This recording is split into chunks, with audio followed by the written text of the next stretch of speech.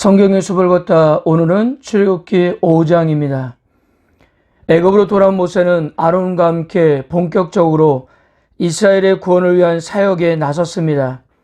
그러나 하나님께서 수차례 말씀하신 것처럼 이 일은 바로 왕이 선뜻 허락할 만한 일이 아니었습니다. 처음에 애굽 사람들은 이스라엘 백성이 애굽을 위협하는 것을 사전에 방지하기 위해서 그런 명분을 앞세워 그들을 노예로 삼고 핍박했지만 세월이 지나면서 애굽 왕과 백성들은 이스라엘 백성이 제공하는 값싼 노동력에 의존하게 되었습니다. 이제 그들이 착취하고 있는 노예들의 노동력 때문이라도 이스라엘 백성들을 절대로 보낼 수가 없게 된 것입니다. 그러므로 이런 정황을 고려할 때 애굽이 이스라엘을 내보낸 일이 생긴다면 하나님께서 말씀하신 것처럼 애굽 사람들도 어쩔 수 없는 절박한 상황에서 마지못해 내보내게 될 것이라는 사실입니다. 장로들을 만나 이스라엘 백성들의 고통에 대한 하나님의 염려와 구원을 위한 하나님의 원대한 계획을 알린 후 모세와 아론은 당당하게 애굽 왕 앞으로 찾아갔습니다. 드디어 이스라엘의 하나님과 이스라엘 백성을 괴롭히는 애굽 왕의 대결이 시작되고 있는 것입니다. 1절에서 모세와 아론은 바로에게 이렇게 말했습니다. 이스라엘 하나님 여호와께서 이렇게 말씀하시기를 내 백성을 보내라. 그러면 그들이 광야에서 내 앞에 절기를 지킬 것이니라 하셨나이다. 이들의 발언은 마치 여호와께서 그의 부하인 바로에게 명령하시는 듯한 분위기를 조성했습니다. 그러나 바로 왕은 이렇게 응수했어요. 2절 보면 여호와가 누구기에 내가 그의 목소리를 듣고 이스라엘을 보내겠느냐. 나는 여호와를 알지 못하니 이스라엘을 보내지 아니하리라. 이 바로의 대답은 여호와를 몰라서 하는 말이 아니라 무시해서 하는 처사였습니다.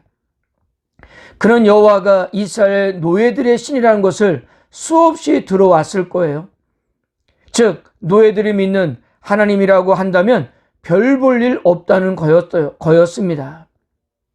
그런데요, 나는 여호와를 알지 못한다는 바로의 선언은 앞으로 진행될 10가지 재앙에 신학적인 의미를 부여하게 되었다는 사실입니다. 하나님께서 재앙들을 내리시는 궁극적인 목적은 바로 왕을 비롯한 애굽 사람들이 여호와가 참 하나님이라는 것을 알게 하는 데 있기 때문입니다. 미리 하나님의 권위를 인정하고 협조했더라면 서로 좋았을 텐데 엄청나게 얻어맞고 나서야 하나님의 권위를 인정하게 됩니다. 그리고 이것은 이스라엘에게도 여호와가 자신들이 하나님이란 것을 알게 될 거예요. 하나님께서는 이런 기적을 베푸시는 가장 근본적인 이유는 주의 백성뿐만 아니라 온 세상이 그분의 하나님이심을 알게 하는 것, 곧 여호와를 아는 지식이 온 천하에 가득하기 위함이었습니다. 바로 왕은 모세와 아론의 경고를 무시할 뿐만 아니라 이스라엘 노예들이 일하기 싫어서 장깨를 부리는 거라고 생각했습니다. 그래서 감독들과 기록원들에게 더 이상 벽돌을 만드는 데 필요한 집을 공급하지 말라고 명령했습니다. 그러나 절대로 생산량이 줄어서는 안 된다는 점도 덧붙였습니다. 시간이 남아 돌아서 공상이나 하고 있는 노예들에게는 생각할 여유를 가질 수 없도록 혹사시키는 것이 가장 적절한 해결책이라고 그렇게 본 것입니다. 그런데 이런 혹독한 지시를 하는 데는 또 다른 목적이 있었습니다. 이스라엘 백성들은 모세와 아론이 바로에게 갔으니까 자신들의 고통이 상당 부분 줄어들 것으로 은근히 기대하고 있었을 것입니다. 모세와 아론도 하나님의 구원이 곧 그들에게 임할 것이라고 했기 때문이에요. 자, 이런 상황에서 모세와 아론이 바로를 찾은 다음에 오히려 상황이 더 나빠진다면 10중 8구 모세와 아론을 원망하게 될 것이기 때문이에요. 바로 왕은 바로 이 점을 노리고 있었던 것입니다. 무리한 작업 요구에 작업량을 채우지 못할 때마다 폭행을 당하던 작업반장들은 직접 바로왕을 찾아가 자신들의 억울함을 호소했습니다. 여기서 호소했다는 말은 이스라엘 백성이 고통 속에서 하나님께 부르짖을 때 사용했던 단어예요. 하지만 애굽 왕은 이스라엘 백성들의 호소를 듣지 않았습니다. 그러나 반면에 하나님은 그들의 호소를 들으시고 조치를 취하시는 것을 우리는 보게 되는 겁니다. 이스라엘의 기록원들은 바로왕 앞에 가서야 바로왕이 왜 노했는지를 알게 되었습니다. 바로 모세와 아론 때문이었어요.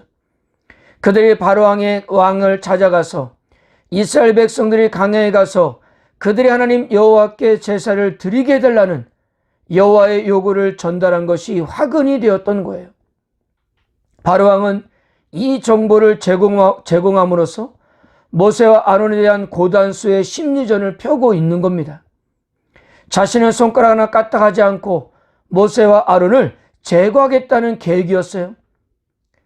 자기들에게 무리한 작업량에 대한 전모를 알게 된다면 모세와 아론을 가만두지 않을 것을 그는 알고 그런 기대를 갖고 있었던 것입니다.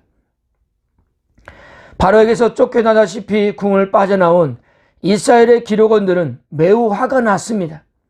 그리고 모세와 아론을 만나서 원망과 저주를 쏟아냈어요.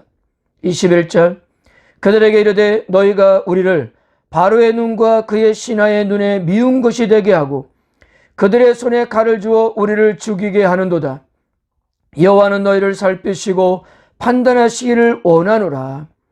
얼마 전까지만 해도 모세와 아론을 통해 하나님이 이스라엘의 고통을 권면하신다는 말을 듣고 경배와 감사를 드린 사람들의 태도가 이처럼 순식간에 원망과 저주와 불신으로 이렇게 바뀌게 되었던 것입니다.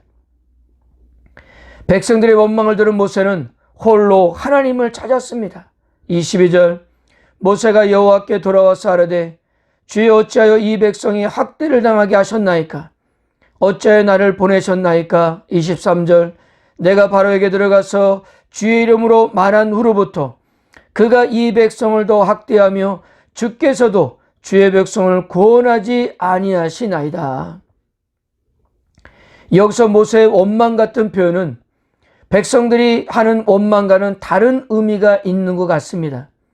물론 아직 모세가 100% 하나님을 신뢰하지 못하는 부분도 있을 수 있으나 모세가 하는 말을 살펴보면 바로가 쉽게 그의 요구를 수용하지 않은 것에 대한 원망이 아닌 것 같습니다.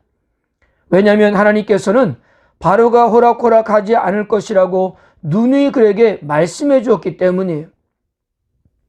모세가 이렇게 하나님께 반응했던 것은 이스라엘 백성들의 고통이 가중되고 있었기 때문입니다. 아마도 그것이 모세를 힘들게 했던 부분이 아닐까 합니다. 우리는 이런 일을 통해서 한 가지 우리가 알게 되는 것은 이스라엘 자손에 대한 모세의 애정과 염려가 지난 40년 동안 바뀌지 않았다는 겁니다. 많은 세월이 흐르기는 했지만 아직도 그의 마음은 이스라엘에 대한 애틋함이 아직도 있었다는 사실이에요. 하나님께서 좌절하는 모세에게 하신 말씀은 출애굽기 6장 1절에서 이렇게 말씀했습니다. 이제 내가 바로에게 하는 일을 내가 보리라. 강한 손으로 말미암아 바로가 그들에게 보내리라. 강한 손으로 말미암아 바로가 그들을 그 땅에서 쫓아내리라. 무엇입니까? 게임은 이제부터 시작되었다는 것입니다. 바로는 하나님의 강한 손에 밀려서 이스라엘을 보내지 않고는 견딜 수가 없을 거라는 거예요. 이 구절에서 하나님의 강한 손이 두 차례나 강조되는 것은 바로가 히브리 노예들을 내보내는 일은 인간의 능력에 의해서 가능한 일이 아니라 오직 하나님의 능력만이 이룰 수 있는 이름을 강조하기 위해서입니다. 이제부터 모세는 하나님이 바로에게 하시는 일들을 보게 될 것입니다. 바로는 하나님으로부터 심판을 받지 않고서도 이스라엘을 보낼 수 있는 기회가 있었어요. 그러나 바로는 그 기회를 차버렸습니다. 그리고 그가 오히려 이스라엘 백성들을 학대했던 사실이 애굽에 임한 하나님의 심판을 정당하게 만들었습니다. 즉 바로의 행동은 하나님께서 드디어 큰 일을 시작할 수 있는 계기를 마련했던 것입니다. 이처럼 사람들의 절망이 하나님께는 새로운 시작과 소망이 되고 있다는 사실입니다. 그리고 아울러 모세가 이스라엘을 해방시키는 리더로 세움을 받았지만 결국 그들을 해방시키는 분은 하나님이라는 사실입니다. 하나님께서는 모세의 시선을 바로왕과 이스라엘 백성들에게서 하나님이 하시는 일로 돌리고 있다는 사실입니다. 그리고 현재 모세와 이스라엘 백성들의 연약함과 무능력 속에서 오히려 하나님의 권능이 드러나고 있다는 사실이에요. 이스라엘 백성들의 해방은 사실 협상이라는 인간의 노력이 아닌 여호와 하나님의 개입으로 성취되는 것이었습니다. 그러므로 모세와 바로의 첫 대면에서 모세의 참패로 끝난 것이 아니라 이제 마지막에 있을 승리를 향한 시작에 불과했다는 사실입니다. 사랑하는 성도 여러분, 하나님의 자녀라는 것은 절망적인 상황에서도 주변 상황 너머에 계시는 하나님을 볼 수 있는 사람입니다. 우리는 비록 여러 환경과 상황에 얽매일 수밖에 없는 연약함 속에 있지만 하나님께서는 무한한 능력으로 우리와 함께 하시는 것입니다. 그래서 우리가 약할 때 그때가 가장 강한 때인 거예요. 사도 바울도 이렇게 말했습니다. 고린도후서 12장 10절 그러므로 내가 그리스도를 위하여 약한 것들과 능욕과 궁핍과 박해와 공고를 기뻐하노니 이는 내가 약한 그때에 강함이라. 그때가 하나님이 가장 가까이 계셔 주시는 순간이기 때문이에요. 사랑하는 성도 여러분, 이런 하나님의 능력을 의지하시고 세상의 염려거리, 걱정거리에만 우리의 시선을 고정시키지 마시고 오늘 모세처럼 하나님께로 돌리시기를 주님의 이름으로 축복합니다. 크신 하나님께서 여러분들과 함께 하시고 인도해 주실 것입니다. 아멘.